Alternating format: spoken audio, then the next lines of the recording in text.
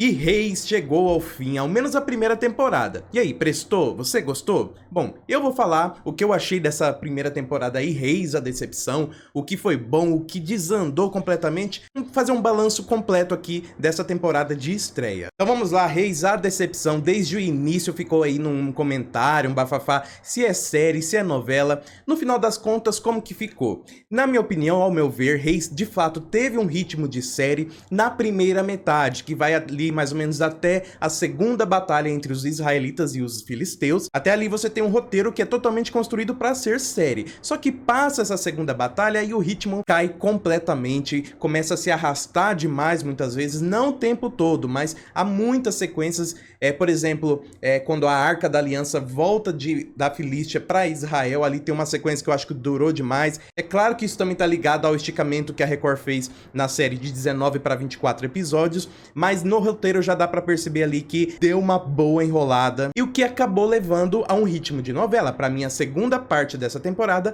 é praticamente uma novela. Então assim, eu acho que o texto da Rafaela Castro, que é a autora titular de Reis, de todas as temporadas inclusive, eu acho que ela coloca ali um roteiro que sabe ser série, né? Parece que ela teve uma formação aí diferenciada como autora, escreveu ali a última fase de Gênesis e agora ela apresenta aqui pra mim e mostra que ela sabe fazer série. Eu acho que sobre isso não há dúvidas. Só que esse negócio de cair depois pra um ritmo, um estilo mais de novela, mostra que ela acaba cedendo ou se vendo presa ou às exigências da casa, não sei se a Record exigiu que ela puxasse um pouco mais pra novela, ou então ao que ela acha que o público quer. Não, eu tô fazendo um negócio aqui, eu acho que não vai dar bom, aí no meio do caminho muda. Ou então aos próprios vícios de escritora. Ela já colaborou, se eu não me engano, em outras produções bíblicas, aí chega agora com Gênesis, foi uma novela, e aqui talvez por causa do próprio vício de escrita, ela possa cair ali, puxar pro lado de novela. Enfim, não sei qual a razão, mas o fato é que Reis ainda tem muito de novela. Um dos motivos que prova aí que ela sabe fazer série são os personagens. Aqui a gente tem poucos, é uma quantidade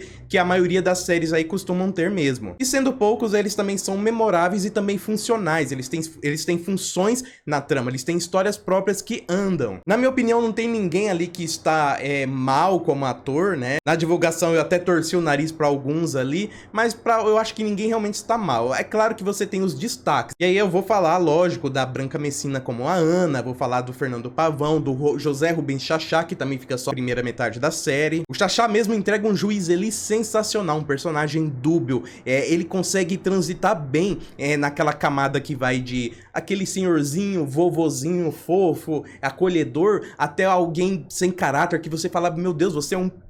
dá vontade de xingar. Ou seja, o ator entregou tudo que era necessário para esse personagem dúbio fantástico, nota 10 para a atuação do José Rubens Chachá. Um destaque legal também que eu acho interessante de falar é da Thaís Pacholek, né? Ela começou ali no primeiro episódio como uma das amantes ali, um dos casos do Ofni, e quem diria que a personagem dela ia crescer tanto, né? E tanto destaque, e principalmente na reta final exigir tanto da atriz.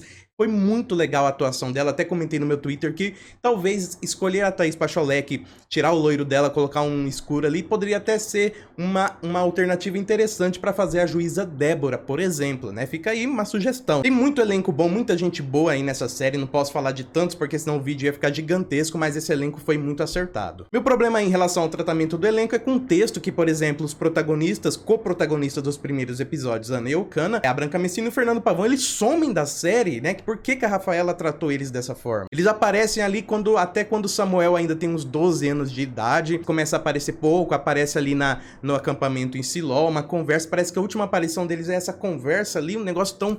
não é nem despedida direito. E aí o pior é que o texto da Rafaela vai dando desculpas fraquíssimas ao longo da temporada. Porque, uma hora meus pais não puderam vir, outra hora ele tá muito velhinho, imagina só naquela idade querer vir. Acontece o casamento de Samuel e Eloá, o casamento do filho de Ana e Eucana. Como é que Ana e Eucana não está no casamento do filho, desse filho da promessa? Mas para não degringolar de vez, eles acabam aparecendo sim ali no último episódio, no finalzinho, quando Samuel e Eloá visitam Ramá. E aí a primeira cena é o Elcana saindo correndo da casa pra receber o filho. Oxi, mas ele não tava velhinho, ele sai correndo ali, a vitalidade, só tá uma barba, uns cabelos grisalhos, a Ana parece até que rejuvenesceu. Então assim, essa parte aí foi um descuido que não faz o menor sentido. Lá no núcleo filisteu, a gente teve o Anselmo Vasconcelos da Silva Pfeiffer, que foram os monarcas ali da Filístia, né? Eles são grandes atores, eles entregam tudo com pouco que tem, porque o texto realmente não dá muito pra eles, né? Eles não têm muita função ali, além de fazer o que fizeram. Por outro lado,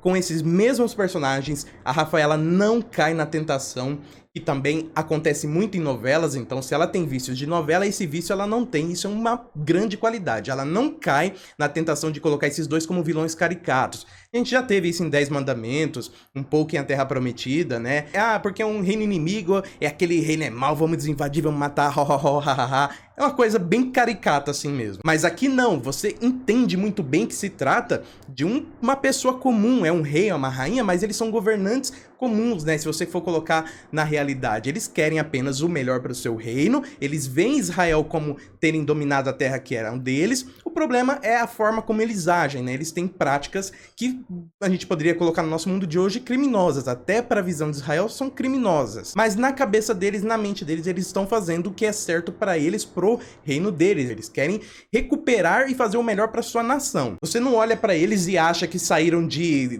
desenhos animados. Não, eles são reais, tridimensionais. Isso daí foi bacana. E apesar de no finalzinho ali, isso aí ficar um pouco questionável, toda aquela história de armar pro Malquias, né, matar a Nora ainda vai, mas aí matar a criança e o plano ficar por isso mesmo. Isso daí eu acho que já passou um pouquinho, mas tá aceitável, tá? Eu achei ok. Eu acho que um outro problema da Rafaela Castro, que ainda carrega um pouco aqui, são os protagonistas bíblicos, que são perfeitos demais. José, lá em Gênesis, ele ainda tinha um pouco isso, parece que não tem nenhum defeito, zero defeito. No caso de Samuel, ele tem uma certa autoridade espiritual, e eu acho que ele às vezes demora muito a se impor, né? E também não apresenta defeitos. Eu acho que o personagem fica mais crível quando tem defeitos. Tudo bem que a Bíblia às vezes não dá muita margem a isso, mas tem formas. Ela é autora, ela sabe fazer, ela saberia fazer isso. Então eu acho que um protagonista limpo demais, personagem muito certinho, talvez não seja a melhor escolha. Pega, por exemplo, Moisés, Josué. Eles tinham ali também seus lados um pouco que pendia para um erro, para uma dúvida, né? Isso daí dá mais credibilidade ao personagem e também conquista mais o público. Mas uma coisa que me surpreendeu foi o elenco infantil. Eu acho que Reis tem o melhor elenco infantil das bíblicas, porque olha só, pega os atores ali que fizeram o jovem Samuel, principalmente o que fez ele de 12 anos, também a Eloá, várias outras crianças, não vou falar todas aqui, mas até porque na abertura um monte de gente, mas várias outras crianças que estão sensacionais, gente, muito bem escolhido esse elenco infantil. Apesar desses personagens todos distribuídos em vários lugares, né, vários lugares de Israel e também ali o núcleo filisteu, eu senti muita falta de cidades cenográficas. Belém, por exemplo, e algumas outras cidades, elas eram mostradas só no fundo, assim, lá num fundo chroma key, que você sabe que é uma tela verde, então você não tinha cenas lá, eram cenas perto, próximo da cidade. Reino da Filístia mesmo parecia só aquele castelo lá, palácio na beira da praia e algumas cidadezinhas ali. Teve só, acho que uma sequência que mostrou, uma ou duas sequências que mostrou os moradores lá, os filisteus, né, quando eles chegam na Filístia, quando vão sair, que você vê algumas pessoas ali aplaudindo e coisa e tal. Eu sei que o orçamento provavelmente foi mais pros efeitos especiais, pra verossimilhança das batalhas, mas essa falta de cidades cenográficas, ainda mais quanto tantas pessoas moram nessas cidades, fez a gente sentir essa falta. Até o palácio filisteu praticamente não tem ninguém, parece que você não tem servos ali, não tem nobres, parece que como se fosse uma grande mansão onde a família interage praticamente só entre si e um ou outro aí empregado doméstico. Por falar em chroma key pra quem não sabe, na gravação é aquela tela verde no fundo, na obra final vem e coloca qualquer cenário que você precisa, então teve muito uso disso em Reis. Eu acho que no geral, se a gente for pegar a média, o chroma key de Reis tá muito bom mesmo na média. E ele é acima da média em não poucos momentos, muitos mesmo. Você olha assim, caramba, eles não precisaram nem viajar para uma África, para algum outro país aí, porque você olha e ficou muito crível e ficou muito bonito. Só que tem hora, vou te falar, o negócio é triste. Tem uns chroma key lá que acontece, acho que mais no deserto assim, e o negócio é feio. Salta aos olhos aquela tela verde, fica muito falso. São poucos momentos, e até por isso eu digo que, no geral, é muito bom. Muitas vezes é muito acima da média, impressionante. Mas tem hora que não foi muito feliz. Mas teve cena que nem chance de ter o chroma key teve, né? Eu falo isso desde o vídeo de primeiras impressões, lá do primeiro episódio, quando aparece, mais ou menos aqui, ó, aqui nesses cantos aqui da tela, aparecem matas verdes. Isso porque eles gravam lá na Casa Blanca, que é no Rio de Janeiro, tem os morros ao redor, né? Então, no fundo lá, muitas vezes acaba vazando na imagem pontos assim que dá pra ver mata verde. Aí quando você olha uma filmagem mais de longe, que é com efeito especial daquele cenário, você vê que ao redor é só montanha de areia, não tem nada de mata ali. Se tivesse acontecido uma ou duas vezes, mas acontece muitas vezes. Cadê o tão presente chroma key quando a gente precisa dele? Esse é um erro que já vem das bíblicas desde 2012 com o rei Davi. Eles consertaram isso em 2013 com José do Egito, isso foi falado, eu vi uma entrevista, nem lembro mais onde, que eles falaram que iam consertar isso e foi, digitalmente retiraram isso em todas as cenas, mas pouco a pouco foi voltando com os 10 mandamentos, a Terra Prometida, e agora em Reis tem uma sequência lá, acho que quando Samuel e Eloá estão praticamente sozinhos em Siló, depois do ataque, que a imagem afasta e você não é nem no cantinho, fica mais ou menos isso aqui, ó, da tela assim, ó, recheado de mata. Eu falei, gente, cadê essa floresta em Siló aí que eu nunca vi? Não sei, porque é algo que salta aos olhos não foi pego aí nas várias etapas que a obra passa, né? A abertura de Reis eu falei também naquele vídeo de primeiras impressões, muito boa, muito bem feita, com uma ideia muito boa. É claro que ela é baseada na de Game of Thrones, mas aqui também faz todo sentido, e saber que foi feita no Brasil pela Record dá um calorzinho no coração, porque dá um orgulho, né, gente? O que eu não gosto nessa abertura é a inserção dos personagens, né? Eli, Ana Eucana, e flerta com brega, sabe? E também com as novelas mexicanas, que tem quem goste, mas eu particularmente não gosto e também não acho que combina com as novelas bíblicas. Só que esse é o menor dos detalhes. Eu daria aí tranquilamente um 8 para essa abertura, muito boa mesmo. Os efeitos especiais aí que vem da Casa Blanca são ótimos. O visual em geral da série, ele é acima da média, sabe? É coisa que você não vê aí em Globo muitas vezes, não. A Globo também faz bons produtos, mas no geral você não vê esse tipo de coisa e as pessoas não enxergam ou não querem enxergar, né? A gente sabe também disso. Para mim isso aqui é a Casa Blanca provando como se precisasse, provando tudo. Pra quem não sabe, Casablanca é a empresa terceirizada da Record que produz, que põe a mão na massa pra fazer essas séries. Aquela sequência final, da batalha final dos raios, quando vem a intervenção divina e os raios caindo sobre os filisteus, aquela foi muito imponente. Tem a direção fantástica ali do Juan Pablo e também a sonorização. O som dos raios são muito imponentes. Se você tiver com fone de ouvido ou por acaso com caixas de som aí, ficou muito bacana o resultado. Condiz com toda aquela expectativa que você espera a temporada inteira pra ver isso acontecendo com os filisteus, com os vilões, e quando acontece é muito recompensador. Por falar em batalha, a Record também inventou, principalmente nos primeiros episódios, de colocar prévia, sabe? O capítulo é um capítulo comum, um episódio comum, mas no iniciozinho ali tem umas cenas de batalha em preto e branco, e isso cada dia você vai vendo um pouquinho dessa batalha. Não sei o porquê disso, porque não tem nenhuma utilidade. Se ela acha que vai prender o público com isso, não prende, você não tem contexto. Além de você já tá entregando, queimando pólvora aí, perdendo, fazendo o peso diminuir quando chegar nessas sequências. Depois tem uns capítulos que não tem mais, aí um tem, passa 3, não tem. Aí vem um único que fala lá do final, assim, mostrando, já nem é preto e branco, ou seja, a coerência com os outros acaba mais ainda. Pra mim foi total perca de tempo aí, de episódio, de tempo de tela. Sobre o figurino, gente, eu não falo mais nada, porque a gente já sabe que a Record não quer nem saber, ela vai colocar figurinos modernos naqueles tempos antigos lá, não faz sentido, é homem com calça, mas assim, eu acho que pra tudo tem um limite, né? Ela ainda não tá querendo reinventar as produções bíblicas, ainda tá fazendo como se fosse daquela época mesmo, do jeitozinho tradicional. Então, quando sai da coerência, por exemplo, você vê vestes com dobraduras muito modernas, com técnicas de costura muito avançadas, eu acho que aí a coisa começa a degringolar. Como que esse povo tinha toda essa técnica para roupas, né, e também a cultura disso, um povo que não sequer nem fazia espada, uma lâmina num cabo.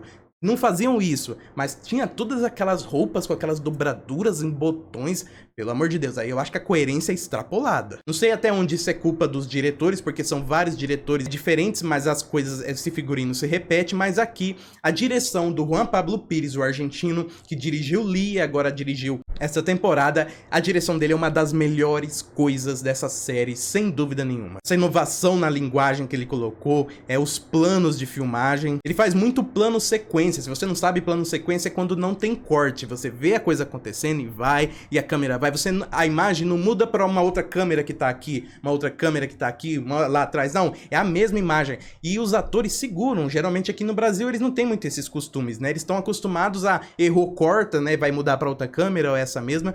E não, fica ali 2, 3 minutos, e isso é muito tempo sem corte, né? Pro padrão aí tradicional. E aqui em Reis, todos os atores seguram muito bem. Dá pra ver que teve um preparo aqui de atuação e também uma sintonia entre direção e atuação muito boa. O Juan Pablo também faz um negócio muito interessante que tem duas pessoas conversando, ao invés de ser aquele negócio de plano contra plano, né? Um fala, a câmera muda, o outro fala, a câmera muda. Não, eu tô falando aqui, a câmera tá em mim. Aí você que tá falando comigo vai responder e a câmera continua em mim. E eu só te olhando e pegando a sua reação. Isso é um negócio que não tem na televisão brasileira de modo geral. Isso também ajuda a contar a história, porque é como eu, como personagem, estou reagindo ao que você tá falando, né? E depois vice-versa, eu vou falar, a câmera fica em você. Acho que essa inovação toda aí somou muito pra Reis. Até esse plano aqui, que é esse caso aqui, desse vídeo, que eu estou exatamente de frente, ao invés dele filmar algo assim, como se eu estivesse conversando com alguém assim, ou assim, né? Ele filma o ator assim, né? Eu tô conversando com você e eu estou de frente e é a câmera direto pra mim e eu falando, né? Nem sempre isso se justifica. Eu acho que é legal quando você tem um personagem ali que tá, vamos dizer, acuado, né? Então é como se ele tivesse intimidado por você pela câmera, assim. Tem sequências que isso se justifica, mas tem outras que parece que é um negócio meio gratuito, não entendi porquê, mas ok, tá valendo. Outra sacada muito legal que eu gostei foi no primeiro episódio ainda, quando Ana vai se aproximar do tabernáculo. Gente, aquilo lá não podia acontecer, as pessoas não podiam se aproximar daquela forma do tabernáculo, muito menos mulheres, né? E quando ela tá chegando, assim, em primeiro plano, ela tá visível pra gente, né? Em segundo plano, lá atrás, tá o tabernáculo e ele tá embaçado, sabe? Quando a imagem fica embaçada, ofuscada, assim. E conforme ela vai tomando essa atitude, né, de chegar, é como se ela rasgasse um véu. E conforme ela vai chegando e a gente junto com a câmera, o tabernáculo vai desembaçando e vai ficando bem visível, assim. É como se ela tivesse passado aquele obstáculo que ela não podia passar. Sensacional. O Juan falou que ele não sabia fazer novela e que ia fazer série, a Record aceitou e pra mim ele entregou série. A sua direção, excetuando aí a questão do texto, toda a sua direção em toda a temporada é de série. Eu tenho ressalvas com o trabalho dele e uma delas é a falta de sensibilidade. Eu acho que não tem muito, assim, de emoção. Na icônica sequência de Ana suplicando e o juiz ele atendendo ela, acho que faltou impacto, faltou emoção. É claro que isso também foi um pouco culpa do texto. É uma das sequências que poderia ser infinitamente mais impactante, mesmo sendo série. A fotografia, que é aí todo um conjunto visual, né, cores e tal, é muito bonita assim no geral, mas a gente sabe que essa que a gente viu não é a verdadeira visão do Juan Pablo Pires. A visão dele é a daqueles vídeos já raros, né, do início da divulgação, que tava tudo muito pálido, muito cinza. Aquilo é o que ele queria, só que aí a Record, a Casablanca, entendeu que o público não aceitou, a gente fez pressão aqui no canal, muita gente comentou nas redes sociais deles, e eles voltaram atrás, falaram, não, Juan, isso aí não funciona aqui no Brasil, pelo menos essa parte a gente vai ter que aí fazer um sacrifício. Então aí tirou aquela fotografia horrorosa, pelo menos nas divulgações, tava como horrorosa, e acabou que ficou ali um meio termo mais interessante. E meu amigo, quando chega as cenas de batalha são muito boas, talvez uma das melhores cenas de batalhas das bíblicas. Sim, a gente teve duas grandes batalhas aqui, que as duas Israel perdeu, são muito bem filmadas, bem coreografadas, os cortes no tempo certo, coisa de alto nível mesmo. Olha, tem muita gente o que aprender aí, até de fora, com o que foi feito aqui em Reis. Só uma pena que esse cuidado aí com as batalhas ficou só nessas duas primeiras. Quando vem a terceira batalha, que é Israel dando um pau nos filisteus, a gente mal vimos os golpes lá, um negócio assim que parece que nem filmaram direito. E isso ainda é o clímax da história, né? É o auge, então eu acho que faltou. A trilha sonora do Daniel Figueiredo é sempre muito boa. Eu já falei, esse homem é um gênio da música. Ele, às vezes, tá muito acima do teto, sabe? Como, por exemplo, os 10 Mandamentos, a Terra Prometida. Ele tá muito acima do teto em qualidade. E aqui, ele tá excelente também. Nunca deu uma trilha sonora que tenta chamar muito atenção pra si ou ser muito didática, regendo o que você deveria sentir. Ela serve de apoio, né? Só que algumas sequências de mais emoção, eu acho que o diretor, ou a edição, não sei, não escolheu as músicas que o Daniel disponibiliza, porque o que ele faz, tudo que ele faz é muito completo, gente. O trabalho dele é sensacional. Acho que esse homem tem criatividade pra fazer mais 10, 15 anos de trilhas sonoras bíblicas ou mais. Porque se vocês forem pensar, de certa forma, às vezes poderia se tornar repetitivo. Ele tá fazendo novamente trilha sonora pra uma obra bíblica, poderia cair ali na tentação de ficar repetitivo. E não cai, ele não cai, ele ainda é criativo. O que eu queria que a equipe aí de Reis mexesse melhor também fosse no som, né? Às vezes o som fica muito baixo, ou a música atrapalha um pouco, você não consegue entender, principalmente no início. Isso foi um pouco amenizado ali nas temporadas, mas hora ou outra acontecia. Eu acho que uma das grandes polêmicas aí de Reis foi esse destaque grande nas histórias fictícias, né? Na reta final da temporada, a grande trama que estava focada era de Malquias, de Lavínia, que são personagens fictícios, a história deles é fictícia. E é muito complicado quando você pega uma adaptação que se diz muito fiel à Bíblia e o foco da história ali na sua reta final é uma história totalmente inventada. É claro que se você esquecer essa questão de adaptação, de objetivo, pegar só a obra em si, funciona muito bem mesmo. Mas se você for levar isso em consideração e ainda colocar aí como fator público, audiência, aí você vê que é uma deficiência. Mas eu gostei, é como eu falei, eu gostei dessa transformação que o personagem Malquias Lucier teve aí pra um psicopata ali mais pro final, porque eu tinha medo da série, vamos dizer assim, passar pano pro romancezinho ali. Ele foi um cara que invadiu, ele matou família, ele vai saber se não matou ali no meio crianças também, então, assim, ele era um monstro. Eu sempre enxerguei o Malquias, depois que ele se revelou como Lucier e tal, como um monstro mesmo. E aí depois que a Lavínia é levada pra Filístia, acontece até o seguinte, ela fala, eu vou embora de Israel, meu filho vem comigo. Ele, não, com o Belá você não vai. Aí depois, daqui a pouco ela fala, que escolha eu tenho, né, vou ficar com você.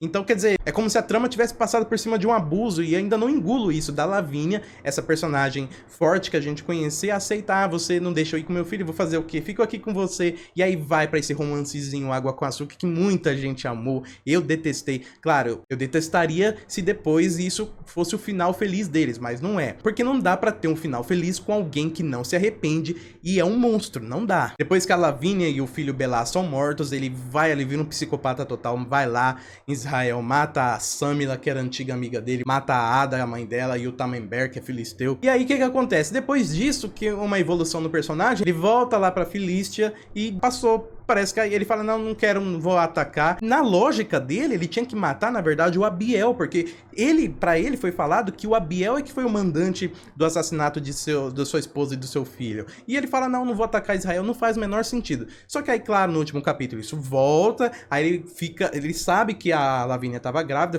ele descobre isso, e aí sim ele vai com tudo, aí volta aquele louco, aquele maluco lá que a gente viu no episódio anterior. E aí sim, é muito legal. Pra mim, Malquias Lucier, eu ainda tô processando isso, mas ele é um dos melhores, sem dúvida. Top 5, eu acho. Um dos melhores vilões de todas as produções bíblicas da Record desde 2010, com a história de Esther. E esse negócio dele não descobrir que foi a sua família que planejou a morte da sua esposa e de seu filho, me soa bastante esquisito. Isso vai ter consequência na próxima temporada, segunda, que ele tá mais presente, mais velho? Porque senão vai ser um baita final em aberto. É definitivamente sem final. E o público estranha isso, porque não tá acostumado com isso. Novelas costumam fazer começo, meio e fim pra todas as histórias, né? E aqui, até séries, não tô falando que série não faz isso, mas o público de novela tá muito mais acostumado. Eu já percebi aqui que o estilo da autora Rafaela Castro é de plot twists, né? Eu acho que ela enxerga série muito como isso, né? Passa ali alguns episódios e você tem um plot twist. O que é plot twist? É aquela virada, aquela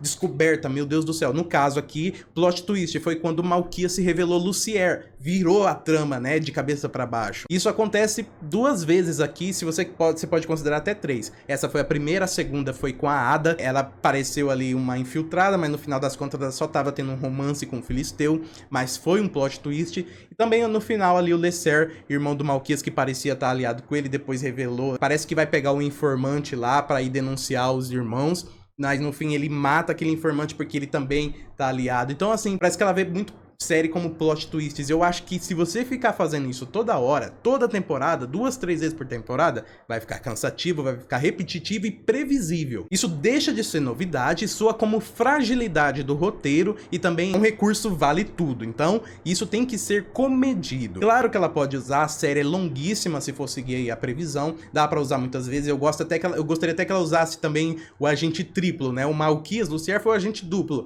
É hebreu? Não, é filisteu.